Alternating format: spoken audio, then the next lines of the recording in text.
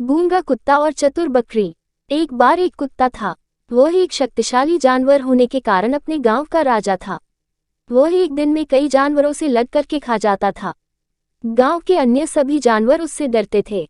वे अपने आप को जल्द ही समाप्त किए जाने के बारे में भी चिंतित थे क्योंकि कुत्ता व्यापक दर पर जानवरों को मार रहा था।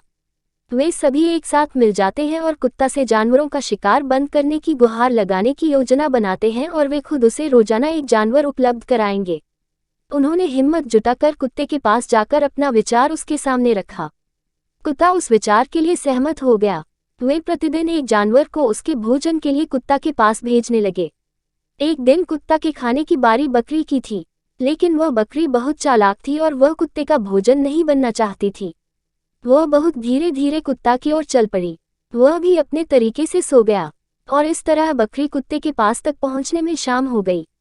कुत्ता लंबे समय से अपने भोजन की प्रतीक्षा कर रहा था जिससे उसे गुस्सा आ गया और उसे बहुत भूख लगी थी और बकरी को देखकर वह गुस्से से चिल्लाया कि उसे बहुत भूख लगी है और उन्होंने अभी एक बहुत छोटी बकरी भेजी है। बकरी ने कहा, महाराज, उन्होंने वास्तव में मेरे सहित हमें 6 लोग भेजे, लेकिन हमारे रास्ते में एक कुत्ता आया और खुद को इस गांव का राजा होने का दावा किया। उसने 5 बकरी अपने पास रखी और मुझे तुम्हारे पास में बताने के लिए भेजा। यह सुनकर कुत्ता गुस्से से भड़क उठा और बकरी से कहा कि तुम उस बाघ के पास ले चलो। बकरी उसे कुएं के पास ले गई और कहा कि कुत्ता उसके अंदर है।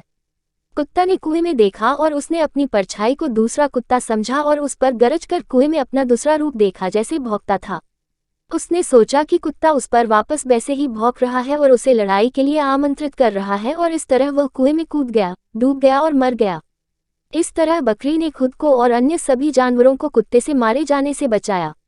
इस कहानी से यह सीख मिलती है कि समस्या पर ध्यान न देने की बजाय समाधान पर ध्यान दें।